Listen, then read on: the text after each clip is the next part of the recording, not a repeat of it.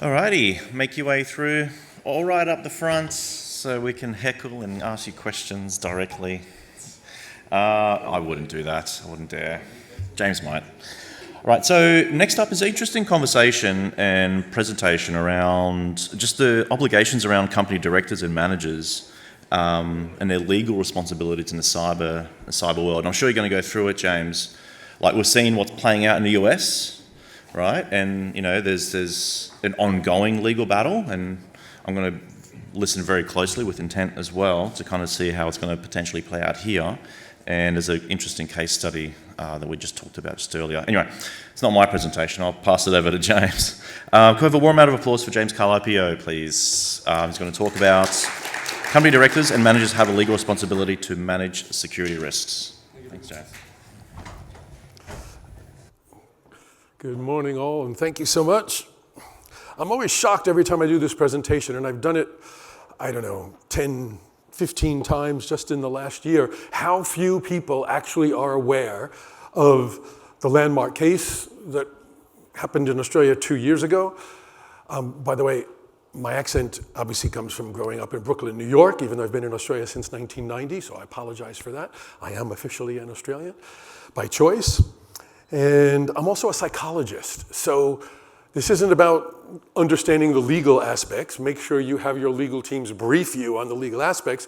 We're going to be talking about the implications and what this means for us as cybersecurity professionals, as managers, as board members, because as we heard this morning from Lieutenant General McGuinness, there's some new legislation that came out just the end of last year. Like I said, the landmark ASIC versus RI advice from a couple of years ago, and literally a dozen other bits of legislation that have happened in between the two.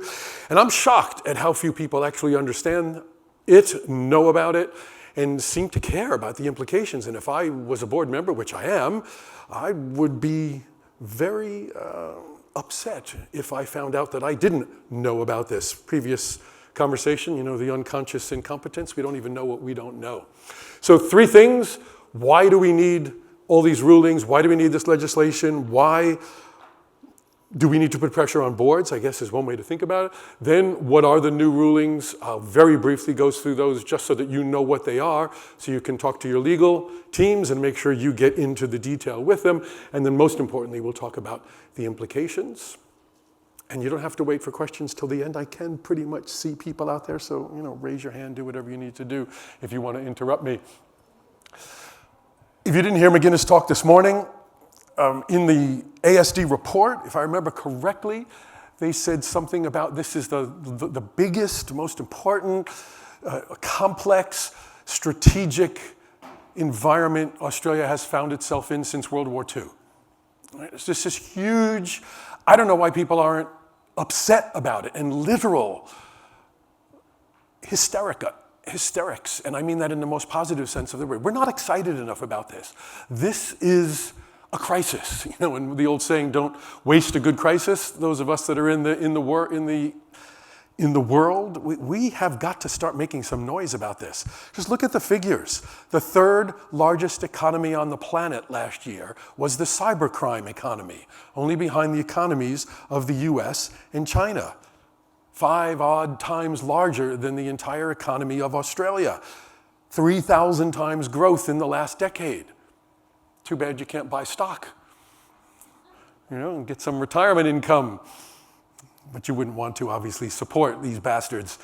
So we've all also heard about the big 3 from 2023, and we're well aware, hopefully, that all 3 of them are being sued by their stakeholders, their stockholders, plus Medibank has been specifically targeted in the most recent OAIC report because it's, as we also heard about in a previous presentation, the way I like to say it is, we used to think that personal and private information was a great marketing asset. I now tell all my clients it's also a cybersecurity liability. And we have to completely rethink about the way we do it. 2024 was no better. This is why we need even more legislation than we have. The Prime Minister said there was a major scam, a major scourge So Binge, Dan Murphy's, Guzman, 24 different Australian agencies, Dell, Medisecure, which went out of business, which happens to a lot of small businesses. Again, data from the US. I don't have any data from Australia, but the data from the US suggests that I think it's 40 or 50% of small businesses that have major breaches go out of business within 18 months. And then Waverly Christian College is just one of many from 2024. And what happened in 2025, this is just the first 3 weeks in 2025. I just stopped collecting the acronyms because I can't get that many on a page. So it continues unabated. That's why we have the legislation. That's why we need even more, and why boards have to start taking this seriously, because the average cost, I think I've seen, again, being a psychologist, I see all this data and I'm a little sus about it, but estimates range between $3.5 and $4.5 million for a major breach for a company in Australia. And my favorite line on here is the bottom one. A typical average, not even a top flight cyber criminal, an average cyber criminal made more money last year in 1 month than the average full-time wage earner in Australia made in an entire year. We're not suggesting you quit and go to the dark side, but it just shows you that it's all about the money, and it's out of control. And AI, of course, is the big topic, and we all know about the ones on the left. But how many of you are aware that the cyber criminals have created for themselves, with no boundaries, with no guardrails, with no morals or ethical perspectives, Worm GPT and Fraud GPT? That's why they can collect from the 2023 data breaches. Again, estimates somewhere between 8 and 18 million Australians' personal and private information sitting on a data lake. You query with Worm GPT, give me all the grandmothers in Australia, and then you target the grandparent scam towards them and send them emails. And that's why I think it was $47 million or something, again, out the door last year. And this is from the OAIC. If you haven't seen their data, make sure you do. Give you a second to digest it. So notifications are up quarter on quarter on quarter. They're not reporting quarterly anymore. Finally, I heard from them they're going to put out the new report this month. It's so slow. But phishing is still the #1 threat vector. And my most important point here is the lower left quadrant. If you haven't seen this, not a single report for the last 8 years that they've come out with has had systems failures, that's technical failures, at other than 3% or 5%. Let me say that again. Technical breaches have never been more or other than 3% or 5%, which means 97 to 95% are us and people. And yet, I've done a little informal survey of our clients. Most of them are spending the other way around. They're spending 95% of their IT budgets on technology, and only 3 to 5% on people and culture and awareness and board education. And I'm not ever saying it should even be 50-50, but it's just ridiculous that we're spending so little on people and culture and educating boards. Maybe we need to move that needle a little bit more, maybe 25%, 75%. Just look at the vendors out there. They're all about technology. Most of you are all about technology. You cannot solve a people problem with technology. I guarantee you there's no technology on the planet that the cyber criminals within 6 months to 12 months won't be using against us or have figured out a way to get around or whatever. Technology is not a solution. And so I love to hear what McGinnis said this morning about starting to change the culture, and I've got a presentation later where we're going to talk about our version of this. All right, so look, that's why we need new rulings, new legislation, because like what happened 10 years ago with occupational health and safety, all of a sudden you make the board due diligence, you make the board financially responsible for hurting somebody or killing somebody on a work site, and guess what happens? All of a sudden, we start with toolbox talks, everybody's focused on occupational health and safety. Well, we need to see that transition. I don't agree with the, if you saw the previous presentation where they had the conscious incompetence moving, they had cybersecurity way too far to the right as far as I was concerned. Maybe on the technology side, we're consciously competent, but in terms of the people and culture side, we're way to the left of that. We've got such a long way to go. All right? So These are the things that you need to make sure you talk to your legal teams about. There was a landmark ruling a couple of years ago, ASIC versus RA advice. And out of this, the most important things for us today, directors now have a responsibility to manage organizational cybersecurity risk. And I'll go into the details in a couple of minutes. I'll pull that apart. There's 3 subcomponents under number 1. And then number 2, there's 2 subcomponents. Directors now have a responsibility to build both. This is the critical bit for me. Both employee and organizational resilience. All right, like I said, we'll come back to that. That's the main thing I want to talk to you about today. Just going to check my time. And there will be consequences. The ASIC chairman, while not naming particular organizations, you can guess, said the process is underway. And also, as I mentioned earlier, if you've seen the most recent OAIC report, I think it's page 3, Medibank, we are going after them. I feel very sorry for them. All right, so what do you need to know about ASIC versus RA advice? Make sure your legal team goes into great detail and explains to you what they think the implications are.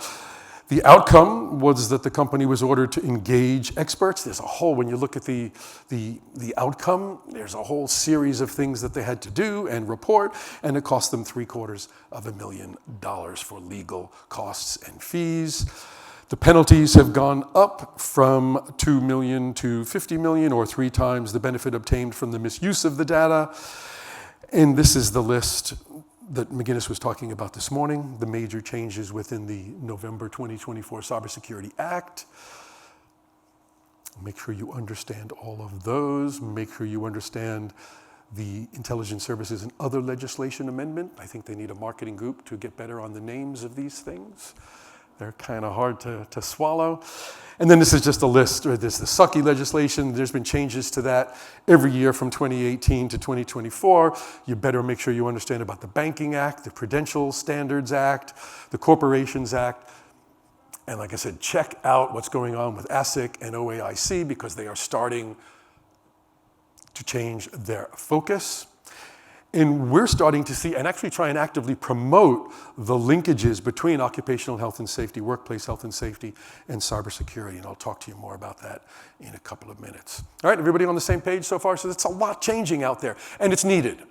Right? We have to start using the stick.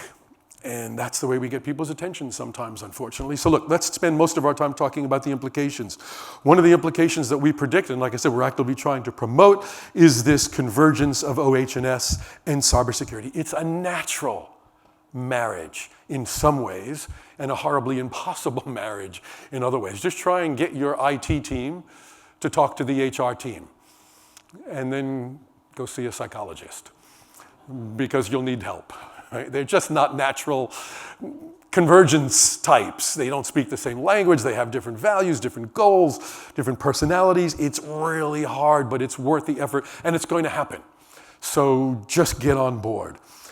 The home is now the workplace. That's another legal definition. There have been occupational health and safety cases where people have been hurt at home or abused at home, and the organization is responsible legally. That's advice that we got from our legal beagles. People are using devices for home and work. Their kids are using their devices. They're using the same email addresses. They're using the same passwords. We just have to stop making believe that there's a difference between the work environment and the home environment. I think our data showed the year after COVID, it was massive. I think 80% of people were working from home 3 or 4 days a week. That's come back a little bit now. Most recent data that we collect, we do these diagnostic surveys with our clients. It's down to about 40% of people spending about 2 days a week in the office. So it hasn't gone back, but I think basically just accelerated that. What would have happened over a 10-year period basically happened over a 2 or 3 year period. All right, so that's going to happen. And I suggest that you might as well get your HR people talking to and working with your IT people, because that's going to take some time.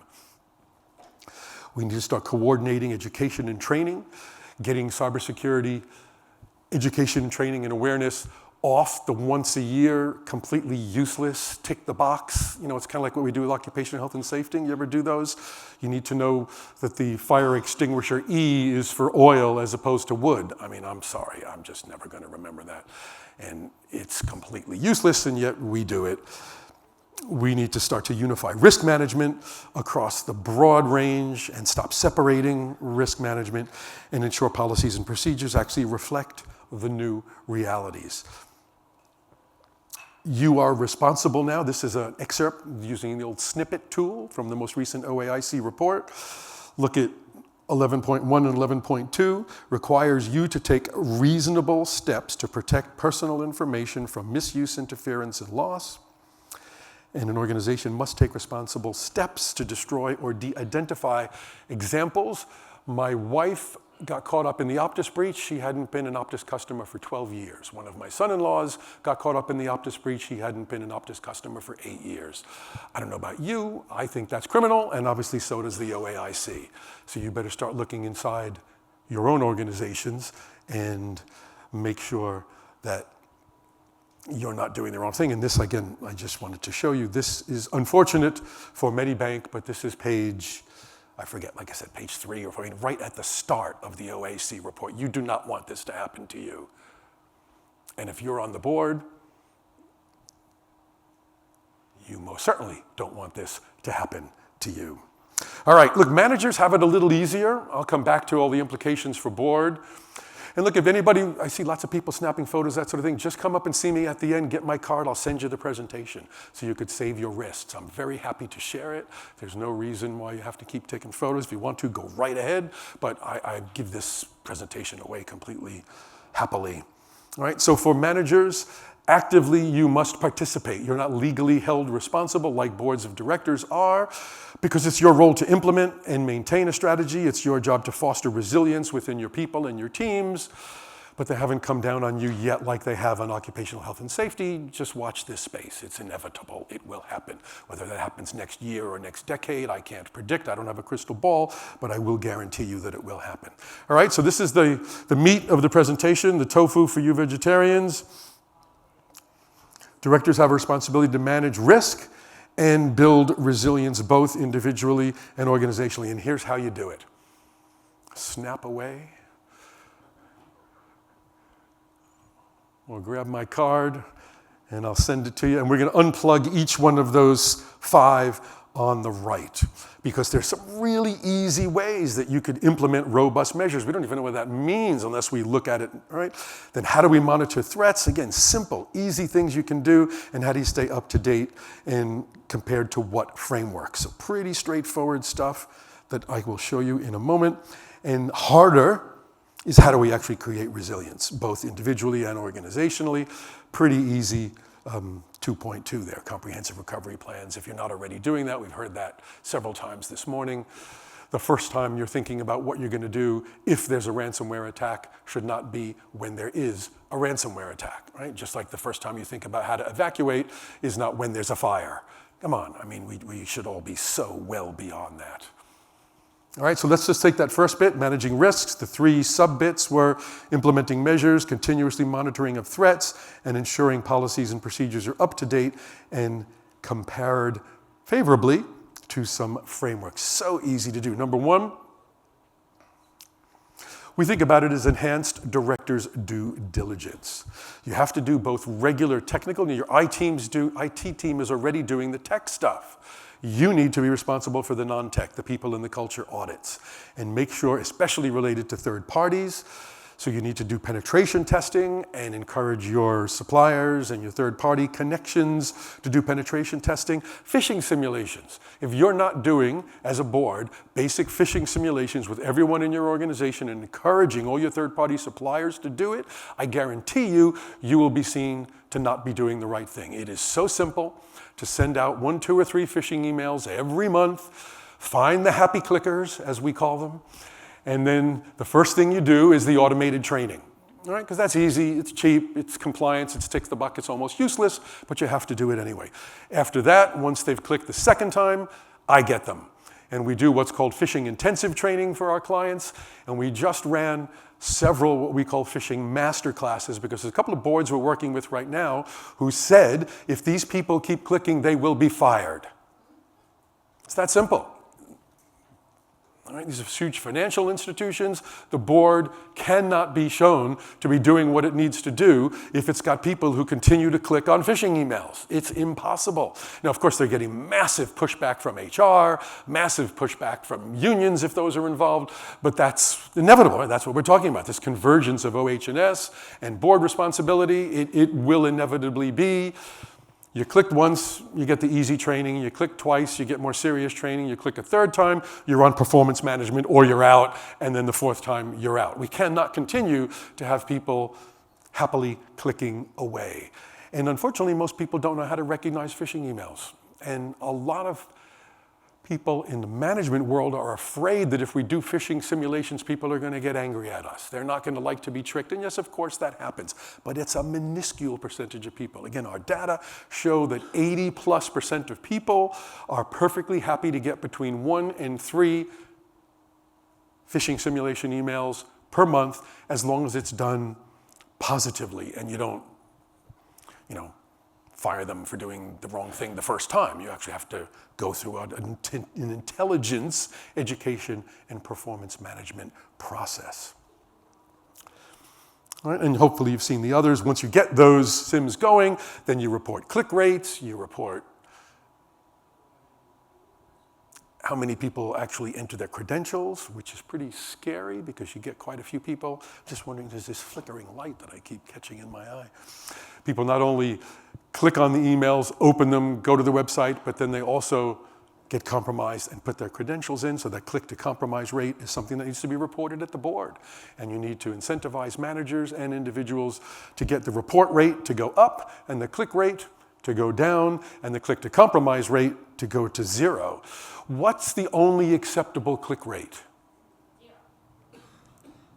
0. That's it. I mean, we can't even have a conversation about that. Because again, I hear this all the time. Oh, well, we got the click rate down from 15% to 8%. Great.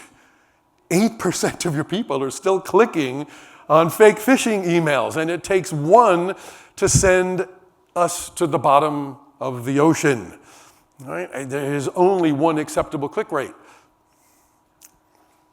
And then, of course, you need to do cultural diagnostics, education training, all sorts of things. Now, many of these things also overflow into the other elements because there's not that much that you need to do. Do this, and it'll take care of 70, 80% of what you need to see. All right, point number 2, how do you monitor threats? If you don't already know what dark market scanning is, make sure you find out. It's relatively easy. Many companies like us will manage that service for you, or you can do it yourselves. This is not a sales pitch. I suggest you do it yourself. Get the software and manage your information resources. What happens is there are people, if you're not aware of this, who've been operating as criminals, even though they're not, on the dark web. And they can use sophisticated search tools to find out if your email addresses, if your domains, if any of your IP shows up quickly, because on average, studies show that sometimes, if you've got certain malware that's been downloaded, remember I'm a psychologist, upwards of 200 days, it sits there collecting and exfiltrating before people can even hear about it.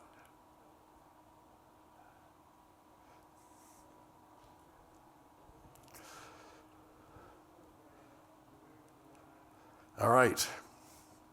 And Ponemon Institute suggests that almost 60% of organizations experience a data breach caused by their third parties. So mentioned this earlier as well. You're not only responsible for you, but your entire ecosystem. And that includes not just your suppliers. It also includes the parents of your employees and the children of your employees and the grandparents of your employees, because they're using the devices. And what we're also starting to see are some horrible stories of a CEO in Brisbane who got an email with some pictures off of social media of his children and an email that said, send us $5,000 worth of Bitcoin or we'll ruin the online reputation of your children for the rest of their living days. So extortion is going through the roof, and it's involving not just your organizational ecosystem, but also your family ecosystem. Imagine what would happen if you got an email that said, give me your password so I could access your systems for 20 minutes, or I will, and then whatever the threat is. That's just inevitable. And number 3, intro policies and procedures. This is the easiest one, and if your IT team isn't already doing this, fire them.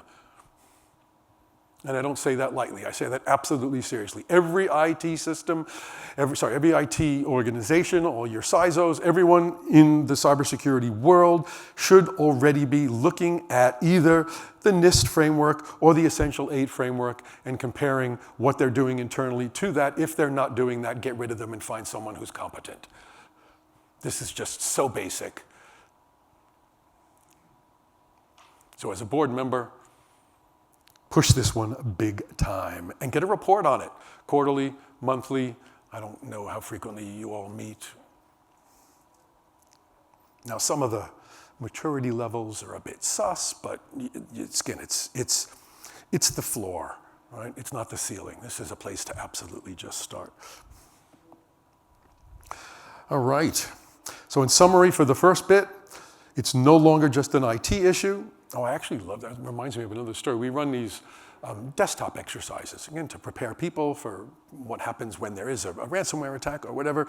And every single one I've ever been in, ready, go. Here's the scenario. Everybody in the room looks to the IT person or the CISO. And the CISO says, don't look at me. I got my shit together.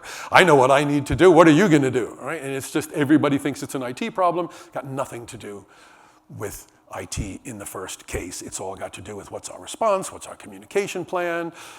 As we heard, it's about in the previous talk, right? You know, if you get misinformation or disinformation or a problem, it's how you respond to it. So robust incident response plans, regular testing through simulated attacks, both technical and non-technical, prioritizing investment in both tools and employee training programs. Stop spending $50 million on technology and not doing anything about your people. Just doesn't make any sense. A couple of organizations I've come across like that. All right, the second bit, how do you build cybersecurity resilience both within individuals and within organizations? In case you need any financial incentives, if you haven't seen the IBM report, Cost of a Data Breach, just do a little search, you can find it, and they suggest that if you do good desktop exercises and you have resilient capabilities, you can reduce the cost of this $4 million cyber breach by 30%, which should get some people's attention. And what we try and do is get you to think about, and what I'd like you to think about right now is, where is your organization in terms of its maturity level, in terms of its cybersecurity culture? Are you simply reactive? You really don't do anything until you need to, until something happens? Or are you focused on compliance? Most of the organizations we come across are compliance oriented. Like I said, because it's cheap, it's easy, it's measurable. Unfortunately, it's virtually useless because nobody learns anything. The reason why the arrow between level 2 and 3 is bigger is because that's the chasm. All right? There's lots of things you do that we're talking about here today that help move that from level 2 to level 3. For example, all those things about getting the measures, doing phishing simulations, reporting on the board, dealing with the happy clickers, making sure you're doing penetration testing, making sure you're doing cultural assessments, reporting that back to the board, having that flow down into performance management systems, dealing with people, educating them, and if for some reason they're not able to learn, then we have to question whether or not that's the kind of person we can have working in finance. I mean, why would you? We actually have someone like that we're working with right now. What do we do? And then obviously you can then move the needle hopefully up to level 3. All right, so those are the main things. It's not rocket science. There's not that much to do. But you will be held accountable more and more as senior managers, executives, board members. And in order to summarize, I've got 3 slides that put it pretty simply. You need to focus on creating the right environment, which means embedding cybersecurity in the culture, right? Making sure that it's part of your risk strategy, your risk management, your compliance processes, your governance frameworks. It needs to just become an integral part. Developing a positive cybersecurity culture. Culture takes a long time to change. That's why I've been doing this for years and years and years. How are we doing with time? Still okay? All right, good, good. All right. And then you've got to continue to grow your cybersecurity expertise, investing in both training and development and technology, and maybe move that needle and stop spending 95% or more of your tech spend on technology, or your cybersecurity spend on technology, and put a lot more into people, because that is the only sustainable long-term competitive advantage that we have, like McGinnis said this morning. Right? Technology is simply not the solution. Think about what we did with passwords, right? We all put passwords on everything because that was going to protect us. How long did that last? Right? Then we needed long passwords. How long did that last? Now we need long, complicated passwords. How long is that going to last? Pretty soon we're going to be in quantum passwords or quantum security. It's absolute garbage. I guarantee you, within 6 months of whatever the next thing we come up with is, cyber criminals will have it, get around it, or use it against us. All right, number 2, make sure you're getting the right information as a board and using the right decision supports. Understand what your critical assets are, where your cybersecurity threats are, and evaluate and prioritize risks. And you can only do that if you understand who the risk is, where the risk is. Your tech team is taking care of the technology side already. That's why never more than 3 to 5% of breaches are attributed to technology. Start looking at the 95%.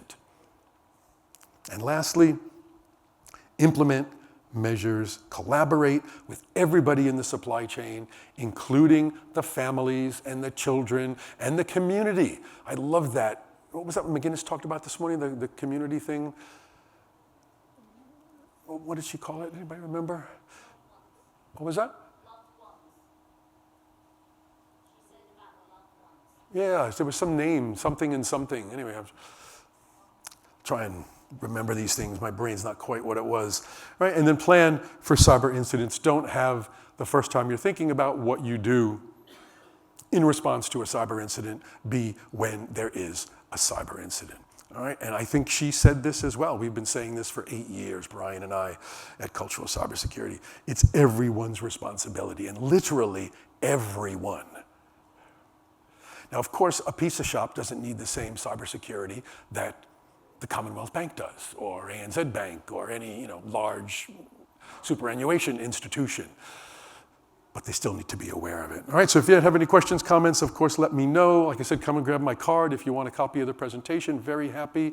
And if there's time for questions, also happy to chat. Thanks, Joe. Thanks, James. Can we have a round of applause for James, please? And just a reminder, you can submit questions through the app, or you can just put your hand up and I'll run around. There is one question on the app I'll go through. Now, it's from Frank. Frank, I might run over just to maybe clarify a little bit, and I'll read it out verbatim. If it doesn't make sense, we'll find Frank. What advice would you give to directors whose company has been subject to a Get Public cyber attack with regards to retaining their employability prospects? All right, let me run over to Frank.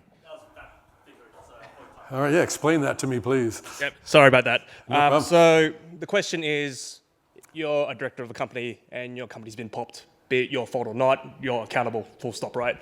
So my question is, for those people who have, unfortunately in that situation, what advice would you give for them to be employable in future?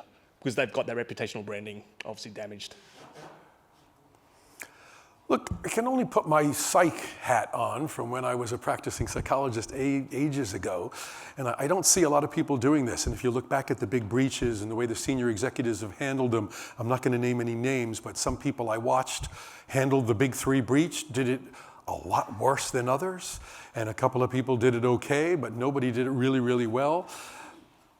I think you take responsibility and you apologize. Right? That's life. People do make mistakes. I've heard people from the Signals Directorate say, there is nobody in Australia who isn't vulnerable.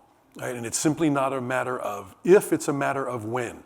The right circumstances, the right breach, the right phishing email, I got scammed.